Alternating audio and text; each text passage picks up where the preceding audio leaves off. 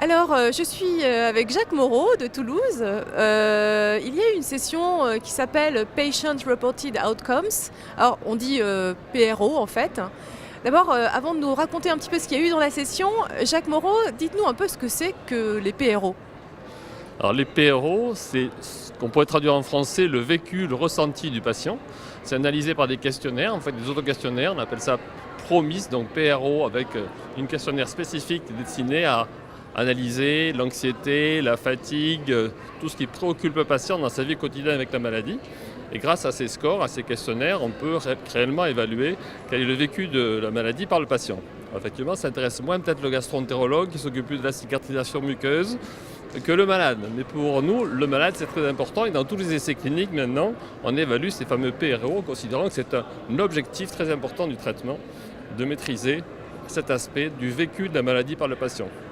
Donc dans cette session, on a parlé de la dépression, avec parfois même des instincts suicidaires qu'il faut savoir dépister très tôt et confier ce patient, bien sûr, à un psychiatre ou quelqu'un qui saura gérer cette affaire de façon efficace.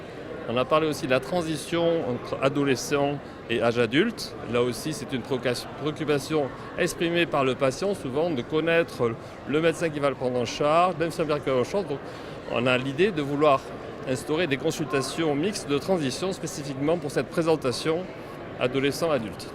Et puis, le troisième aspect, c'était la vision des médicaments. Comment les patients voient le médicament, le risque que le médicament peut comporter, en mettant en balance bien sûr son bénéfice. Donc notre idée, c'est bien sûr de présenter les choses de façon la plus positive, la plus optimiste possible pour que les patients acceptent leur traitement de façon plus facile. Alors justement sur le ressenti ou la perception des traitements, ce qui est important aussi, c'est finalement que le patient lui-même ait une vision relativement juste des bénéfices et des risques et puisse prendre aussi la décision avec le médecin. Tout à fait, Hein. tout à fait. Il faut que le patient participe à cette décision et que si on lui explique les choses intelligemment, on arrive quand même à le convaincre que l'intérêt de ce traitement est bien supérieur au risque éventuellement annoncé dans certains médias. Je vais juste qu'on revienne une seconde sur cette consultation de transition entre finalement un service adolescent ou pédiatrique et puis un service adulte, hein, Oui. où avec on retrouvera des gastro-adultes. Comment ça se passe en fait dans l'étude là? Comment ça se passait en pratique cette consultation? L'élément essentiel justement, c'était une présentation presque officielle du gastro-entérologue adulte qui allait prendre en charge le patient. Dire que, bien entendu, dans ces consultations pédiatriques, il y a souvent les parents. Donc au moins la première visite adulte, il y a encore les parents. Mais l'essentiel, c'est qu'effectivement, ce que va prendre le plus le jeune patient, c'est savoir quel est le médecin qui est urgent, quel est son mental, comment il parle avec lui, comment il dialogue avec lui. Il est rassuré quand il a pu être présenté en présence de son pédiatre, en disant voilà, je vous confie maintenant aujourd'hui ce jeune garçon qui devient un adulte.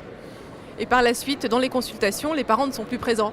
Voilà. Donc en fait, il y a une consultation, voire deux, où le père ou la mère est encore présente. Et c'est vrai que dans cette période pédiatrique, c'est toujours la mère qui prend la décision, qui répond aux questions. Et on apprend au patient à répondre lui-même aux questions du médecin et de lui dire la prochaine fois, tu viens seul, sans vexer la maman. C'est très bien, merci beaucoup. Avec plaisir.